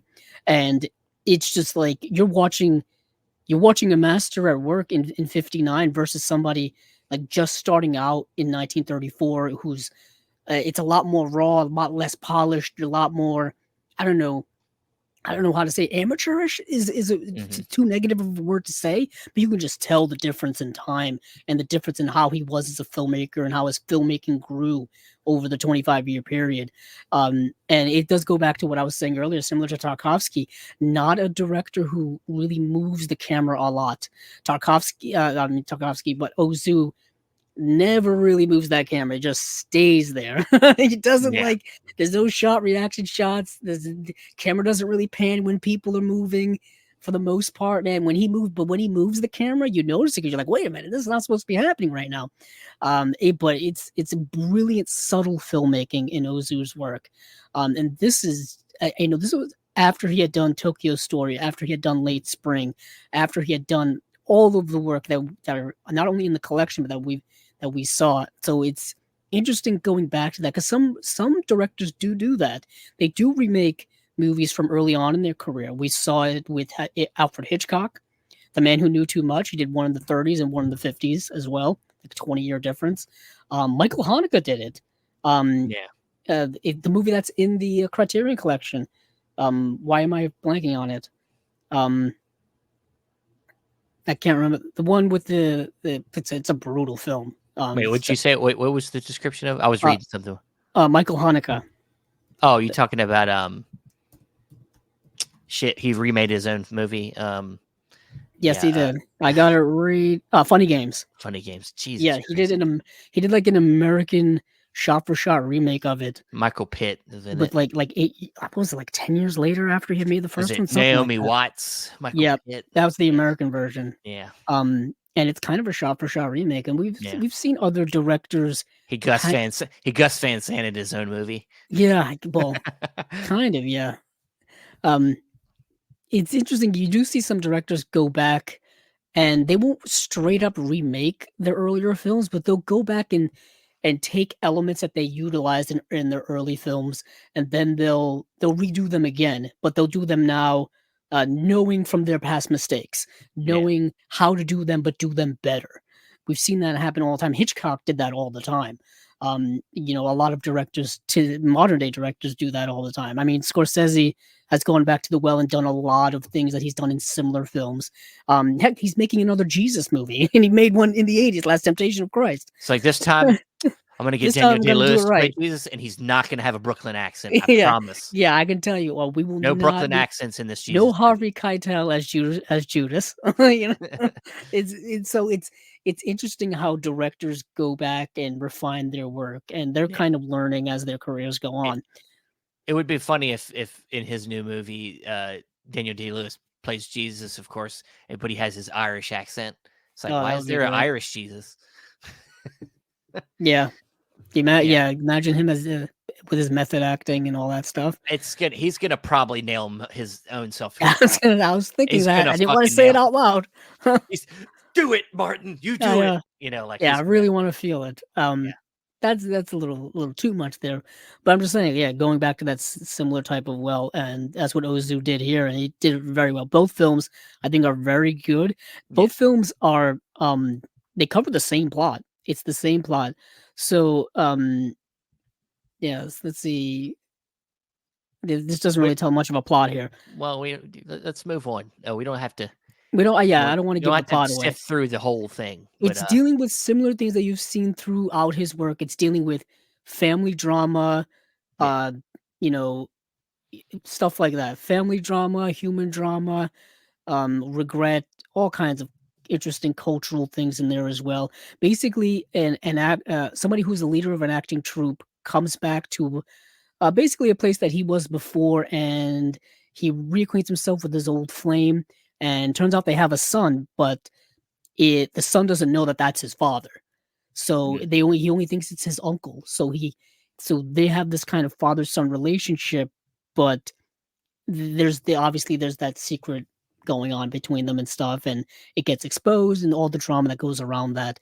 Very good stuff. Very good stuff. But moving on, Stephen, we do have some other things here. Let's see. We next one we'll talk about is Girl Fight. Girl Fight is directed by Karen Kusama, and I was looking at her work, and it's a name I've heard, but I hadn't really looked into her work. She's done a lot of good stuff. Yes. Yeah. So she's worked on Yellow Jackets, which is a great show. I do watch it as well. Yeah, and she did the film with Nicole Kidman, which I think was one of her best performances in a long time. Destroyer. The Destroyer, yeah. Nobody talks about that movie. It's really good. It's really cool movie, cool like neo-noir movie. She did Master of Sex series. She's been on that series. She's done The Invitation, which was that horror movie, cult horror movie kind of thing now from Netflix. And then she did Jennifer's Body, which is, of course, got cult status now. There's been a reevaluation of Jennifer's Body over the last several years. That's been very interesting. And that was, that's a movie that's gotten, like I said, a lot of reevaluation, a lot more praise now. Girl Fight is actually her first movie. It is. I was going to say, before we get to Girl Fight, before that, she did Aeon Flux. Not great. But everybody has a misstep in their career. You know what's crazy? I've never seen the movie, but I own the original animated series on DVD. It was an MTV animated series from the 90s. That's what Aeon Flux is based on. Very interesting stuff. Back in the 90s when MTV did like cool programming, not nowadays, which I don't even know what they do now. 16 and pregnant. That's it. I don't even know. Do they? That's what they still do? I don't know. It's been so many years since I've seen it. It's mostly reality stuff. Yeah. But yeah, they were doing cool stuff back then. But Karen Kusama, like I just said, this is her first film. Really cool film. It's an indie film. Starring very young Michelle Rodriguez. Yes. Before anyone really knew who she was. Before she had any breakout roles. So bullied by her father at home and feeling adrift at school, Diana Guzman, Michelle Rodriguez, finds refuge in an unexpected pocket of her native Brooklyn, a time-worn boxing gym where she learns to channel her strength, discovers a sense of community, and falls for a rival fighter. So it's like I don't know if we would say a coming-of-age film. I guess it does have those tropes in it, but it is about a young person figuring out their life in an unconventional way. Yeah. Because of course there's the whole sexist thing, women can't be boxers and all that kind of stuff, of course, in here. She's going to get some familial pushback in the film as well for doing the boxing. It's a really good film. And for years, I think it's only been available on DVD. I don't think this movie has seen the light of day on Blu-ray ever. And I say that as I'm typing it into IMDb, and good, I've been vindicated. It has not seen the light of day. But like I said, it does have a DVD release from 2004. Now, would you say this pairs well with something like Love and Basketball? Like sport movie mixed with a relationship movie? Yeah, that does work well with Love and Basketball. Yeah. Love and Basketball, I think, is a better film. Yeah. Better film in the sense like just a bigger budget, better framing with the story and stuff like that, and just better storytelling. But they do pair well together. This film is more about an individual as opposed to, I think, Love and Basketball is about two individuals going on a specific life journey. $1 Million Baby. Very similar to $1 Million Baby. Yeah. Not only the boxing element, but the idea of journey of self-discovery and things like that, channeling yourself through this action of boxing. To be honest, the plot seems very similar to $1 Million Baby to me. Now that I think about it, you're right. Actually, you know what's interesting? I don't own that movie in my collection. At least I don't think I do. I don't own $1 Million Baby. And that movie came out 2 years later after or 2 or 3 years later after 2004, I want to say 2005. Yeah. So are we thinking Clint Eastwood stole? Wouldn't be surprised. I wouldn't be surprised just because, how many people would do that without even thinking? You know what I mean? Yeah, well, this was a super low budget indie movie, so apparently that's not how you spell it. Yeah, probably thought, nobody's gonna see this movie. I can just steal the idea. But it's also like, just kidding. Boxing. You've taken the boxing idea and utilized it. Boxing story is so. It's been done. It's been done so many times. I'm thinking Rocky right now in my head. Yeah, like so many movies. It's not honestly, sports movies in general. there's a rubric in sports movies that are kind Yeah. of overdone. And That's and why if you you don't mo see a lot of them now. and if you move it too much, then it becomes just not a sports movie anymore. Like there's got to be so much sport in the sports movie for it to be a sports movie. If you take too much sport out of it, like it's like the movie The Perfect Game with Kevin Costner. It's like Okay. that's borderline not a sports movie to me because most of the movie is actually like a drama relationship movie. Oh, You know what I mean? that's the Sam Raimi movie, right? Yes, yeah. Yes. Sam Yeah. Raimi, but it's frameworked around him pitching a perfect game. So it goes back to him pitching every once in a while, but most of the movie is like flashbacks to like his life, Right. So it's like, but yeah, I mean, I haven't seen it, but this film, but I want to see it, and it feels like Michelle Rodriguez, her kind of vibe throughout the rest of her career has been this movie. Yeah, she has fit in a specific role of It's like being a a badass. very physical badass Yeah. character. Yeah. Like that's kind of been her thing. The Fast and Furious movies. She was in SWAT. Avatar. She was in SWAT. Yeah. So it's kind of did set her up for the rest of her career in a way. Very interesting. But there is a box set we have here as well. Yes, I was gonna do that one last. Oh, do you want to do Anatomy of a Fall first? Yeah, Anatomy of Fall, which is of course a new film that just is nominated for Best Picture this year, the Oscars. So, and this is a French film, very good. I saw it. It's essentially a murder mystery courtroom drama story. Very much so. And where a situation plays out, and with a woman who's a writer and husband that's, I believe, wasn't he like an artist of some type as well, a painter or something? I think he was also a writer. And maybe he was, but he tragically dies, and the way he dies is kind of like suspect, and so yeah, it becomes an investigation and turns into kind of like almost the other side of like 12 Angry Men in the courtroom type of, like, you get like full on courtroom like happenings in the second half. And then the heart of the film is you do get flashbacks to the relationship between the two characters, between I'm completely blanking on her name, and I was just talking about her earlier today in Anatomy of a Fall, because she's also nominated for an Oscar for acting, and she's stunning in the film. Sandra Huller. Yeah. Or Huller. Yeah, she's amazing in the film, and she plays she plays Sandra Voiter, who is she's kind of on trial, but she's kind of not, but they're treating her as if she's on trial. Yeah. So you just see the anguish of the stress of all of it, like compounding upon her. Then you also see the backstory of her relationship with her husband and how strained that was. Amazing scenes of them two going at each other, arguing and stuff. Yeah, and in the middle of it is their blind son. Yes.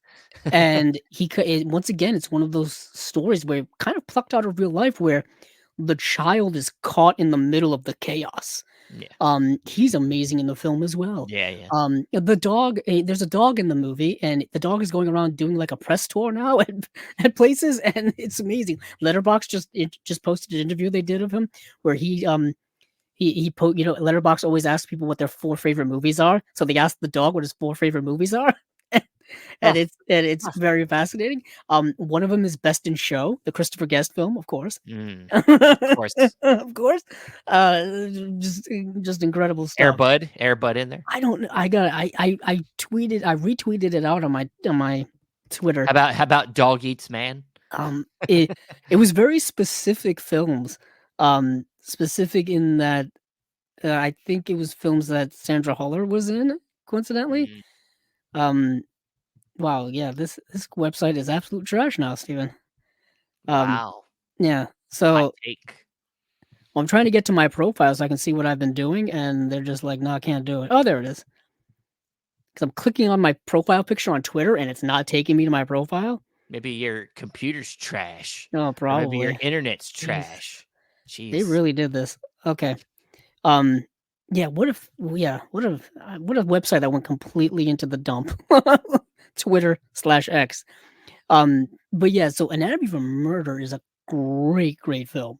Like, I Yeah, think it's really good. I know some people may not like it. Um, Maybe they'll think it's a little too stiff, a little too stagey. it's a little long too. Yeah, also it's a little long for a film that literally that was the premise we're just going to. And it's a movie that is, you know, really interesting. But yeah, Yeah, it's solid. But what you were alluding to earlier, you hold did on. get a box set of 3 films, 3 revolutionary films by Osman Sabine. Yeah, Usman Sabine. I do have the four movies that the dog chose. Unchien Andalou, which is that's a deep cut. Yeah, The Power of the Dog, of course. Tony Erdmann, and Best in Show. This dog has great cinematic taste, in my Yeah, opinion. can't wait to see what he's in next. But back to what you were saying. Um, I wanted to make sure to get that out just because that was important news. It's But important to you, yes. yeah, Ousmane Sembene. Um, I got to watch the first film of this Okay. set, and Amadi, yeah, Ematai, Amatai. yeah, Ematai, Zala, and Seto, Seto. These are all films from the 1970s, and these are all films dealing with um Senegalese culture and politics and stuff like that. He's a Senegalese filmmaker, and he's making very Senegal centric films dealing with kind of kind of colonialism, post colonialism in Senegal, and they're very incredible films because they're so specific to the subject matter.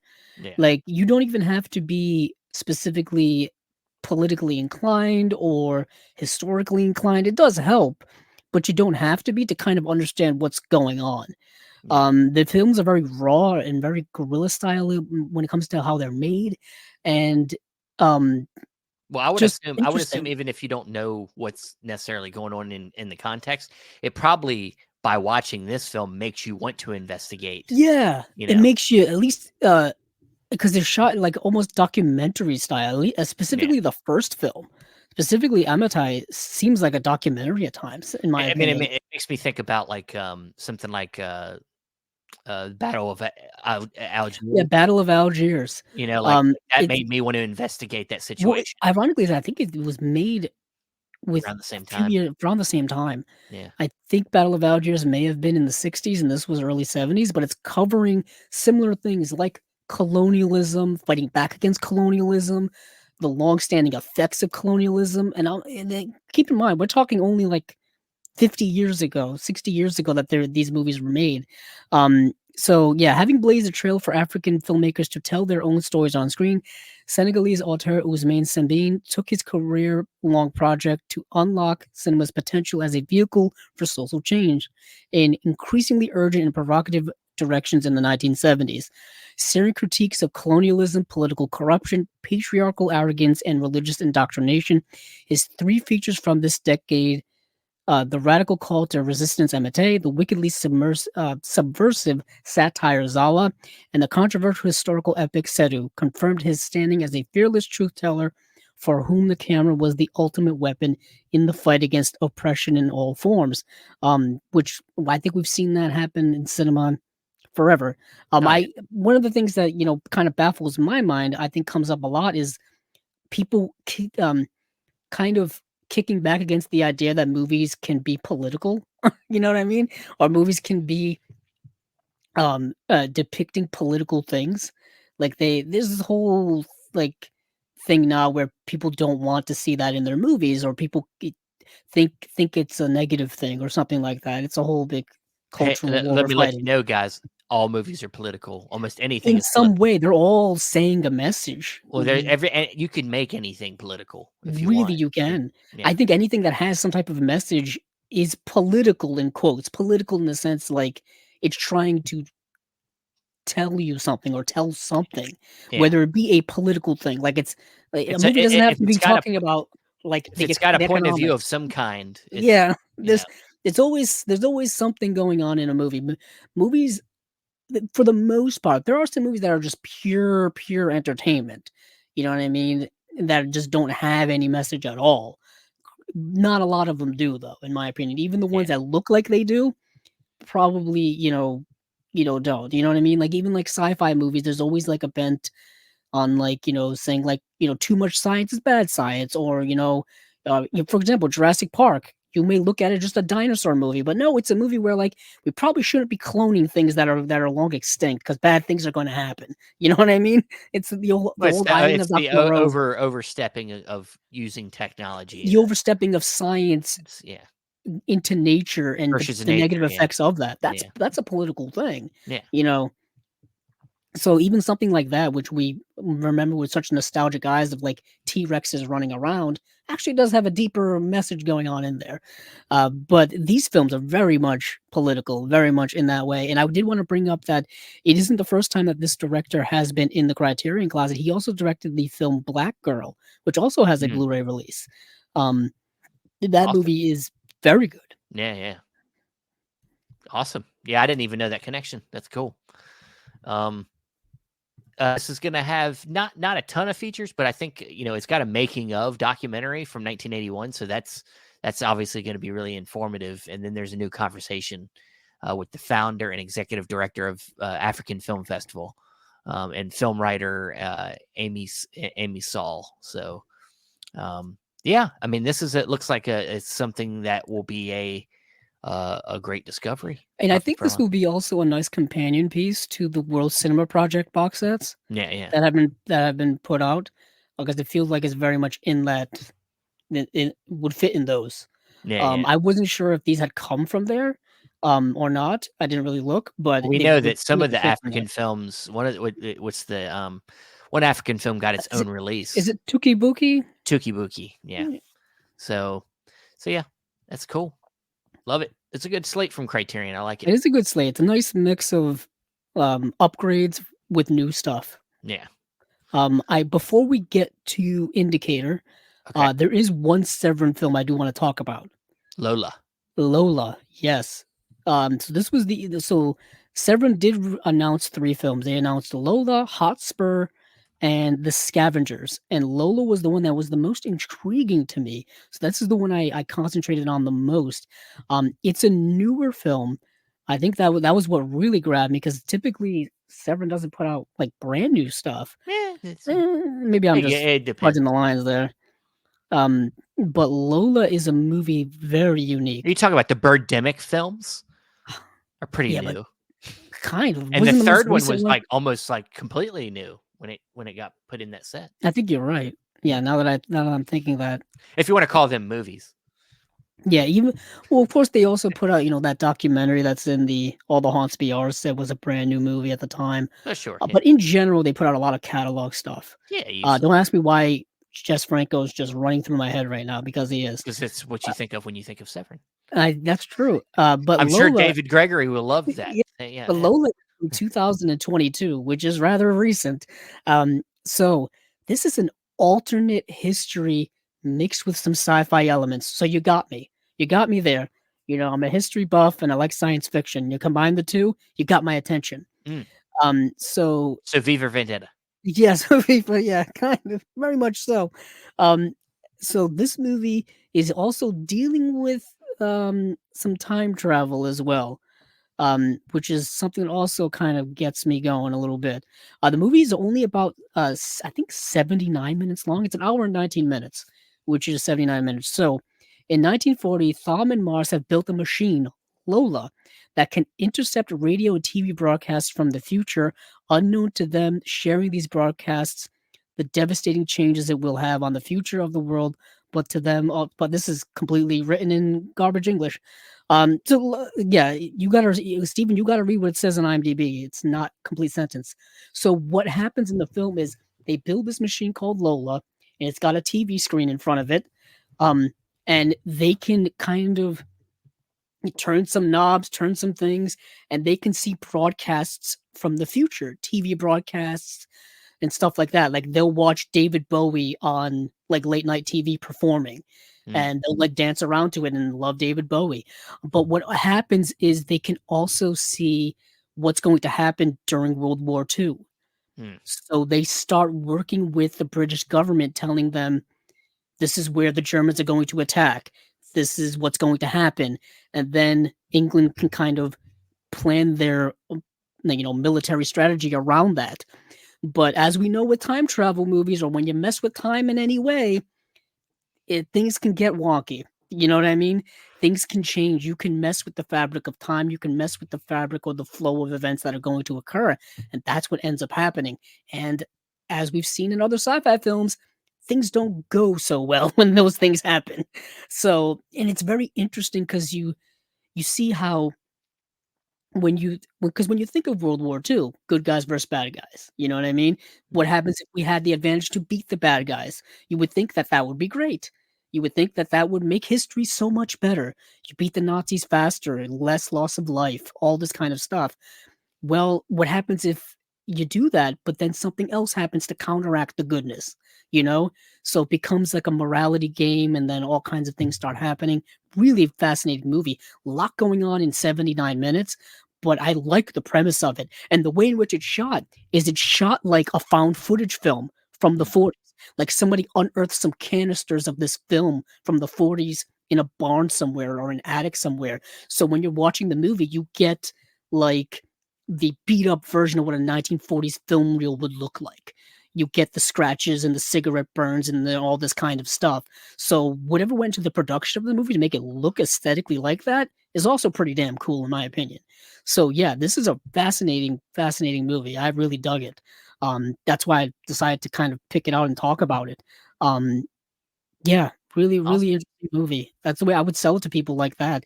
It's in the similar vein of something like, I was thinking of the movie Primer. Remember that movie Primer? Yeah, Primer. Yeah. Time travel and stuff, kind of lower budgeted movie. Kind of in that vein when it comes to playing with time travel and things like that. But yeah, I really Predestination. What'd you say? Remember the Ethan Hawke movie Predestination? Yes. Underrated movie. Yeah. That movie will twist your mind and twist your brains up and movie. mess with you. What a movie. What a movie. But yeah, that's Lola. Lola. So moving on now to Indicator, which arrived late in our email boxes last week. And they did push 2 films that they were previously going to release this month. They actually pushed them into, when they pushed them, Steve, into next month? Into March. So Patrick and Snapshot were supposed to come out, I believe, February 27th. But now I think it's moved to March 25th. So, I mean, I haven't seen any official announcement of it, but it was in the email. That's was it in the email? Okay, I missed that. Scroll down past past when they say, "Oh, we're going to be releasing these films in standard editions, and we're having a 3 for £20 sale." Like in that bracket, past all the announcement, it said moving title dates, something like that. Gotcha. And so they're moving those. I mean, delays happen. We know how this game works. I was excited to get them this coming probably You week. probably weren't the only one, because we only this is like the last. No, we have one more release day in the month, right? I mean, it just feels like so long since I've gotten an Indicator release. I have to wait all the way till end of March now. You know, they have, but I'm saying January releases. Oh, yeah, but I didn't buy them. So okay. I'm saying I have to wait even longer for more Indicators. What I'm saying. Gotcha. Yeah. So there was the one box set that they're going to be releasing in May is Columbia Noir number 6. Boom. It's called The Whistler. Yes. And I will shout out that we had a comment on our interview with the Indicator guys, and person that commented said that they hoped that this was going to be the set that gets announced, and they were right. They were right.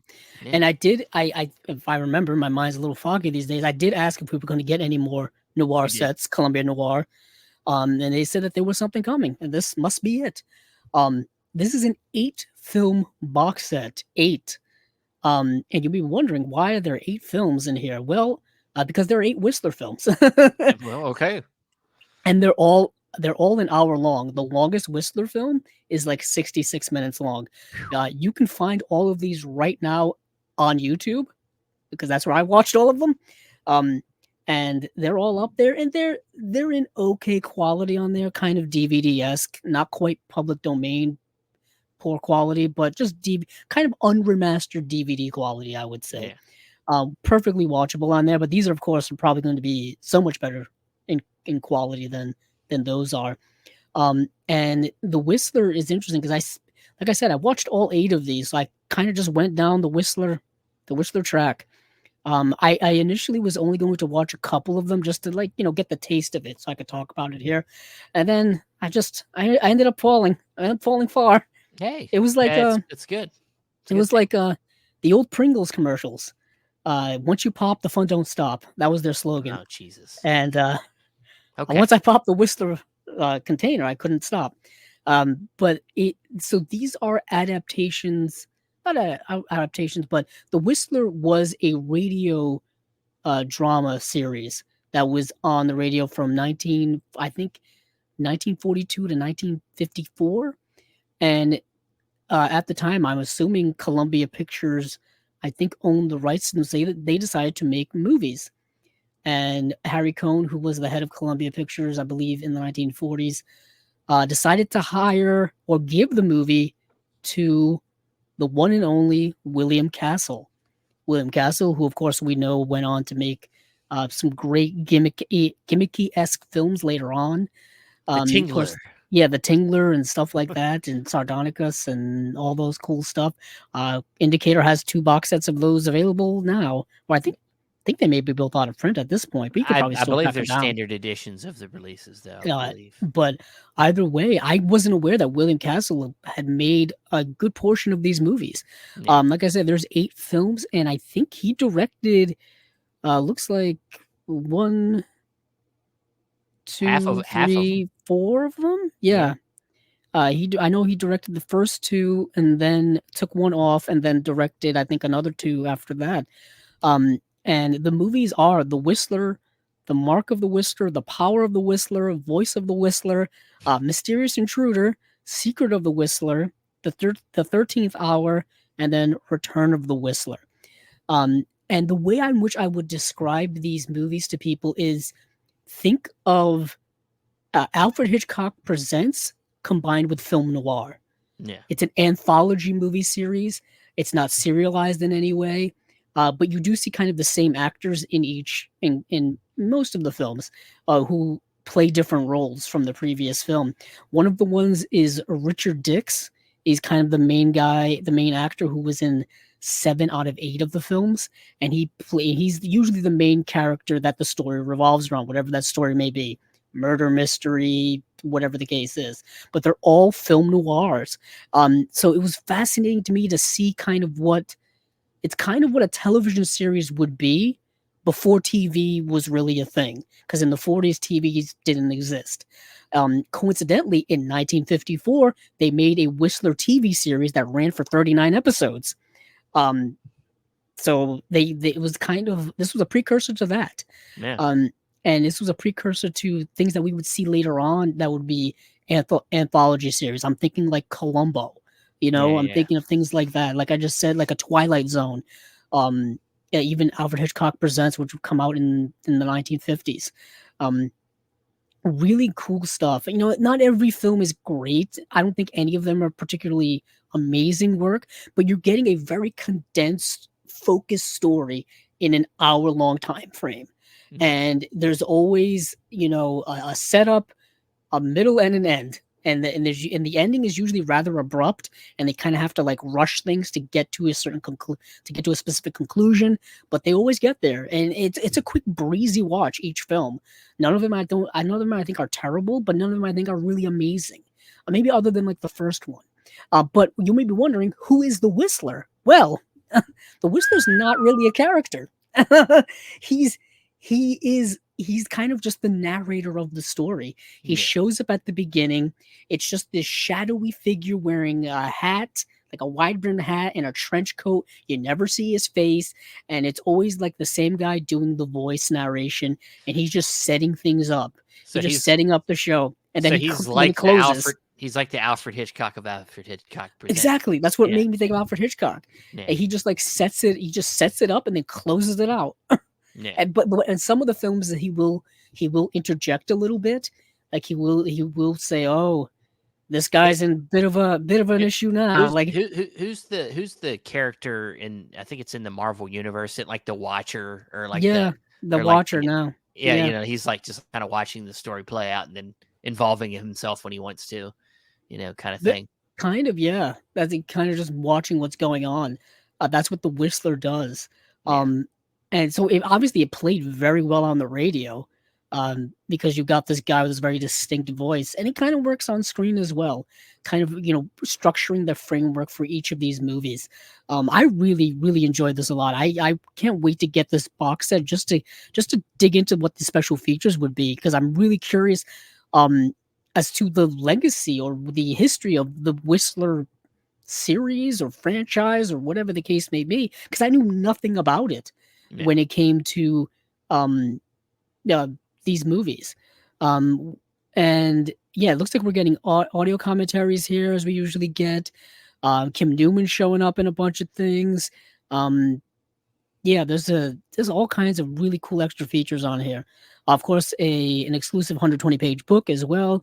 And the set is actually going to be green, which is my favorite color. So that works out double for me. So I'm all for it. Yeah, it was just a really fun journey down this Whistler track. I think people are really gonna dig it once they see these movies. Like I said, easy watching if you like film noir, if you like episodic television, which is something I think we all watch now, really. This will be something for you. Yeah, it sounds like this will be stuff. something where you can actually, you know, like it's not an intimidating set. You know, No, you know, if it were 8 films that were all 2+ hours, that's pretty intimidating. I mean, it's no like, you know, Marvel Cinematic Universe here. It's not that. But I think each story is unique, and a kind of a different, you know, setup. But they're dark stories. That's kind of what I like about them. A lot of them do deal with like murder and backstabbing and disappearances and police cases and stuff like that. Definitely a precursor, like I said, to a lot of stuff that would come after it. Yeah. All right. Awesome. I'm excited. I already pre-ordered it, so nice. It's coming to me. Well, that I think that'll do it, guys. Another fun-filled episode of Chasing Labels has come to a close. Spy number 133. I hope everybody enjoyed listening. Of course, not only is it here on YouTube, but it will be in audio form on our podcast feed, so you can look for that tomorrow. Right. Also, you can find us on, if you want to chat with us anywhere, you can find us in the social media area, whether it be our X page, Instagram, or you can join our film Facebook group. We'll let you in. You can talk with us there. Andrew, where you can be found? You can find me on Twitter or X at Kepzilla06, as well as our YouTube channel, Chasing Labels, which possibly already currently watching. I do want to mention last week we did have a Valentine's Day kind of themed episode with Julia Marchese talking about her short film. I Know What You Want. I believe that's the title of it. That we got to talk about like a lot of Stephen King stuff, as well as some romance films that we like and whatnot. That was a lot of fun. Of course, we showed up on, like we said earlier, on Shelf Shock Rewind Rewards. And then we're having on Watch Pile, new episode coming up this Monday, the 26th at 9 p.m. Eastern Standard Time. Yes, it is. All right, guys. Well, that is it for this episode. Thanks again for listening. And hey, keep on watching them movies. I know I will.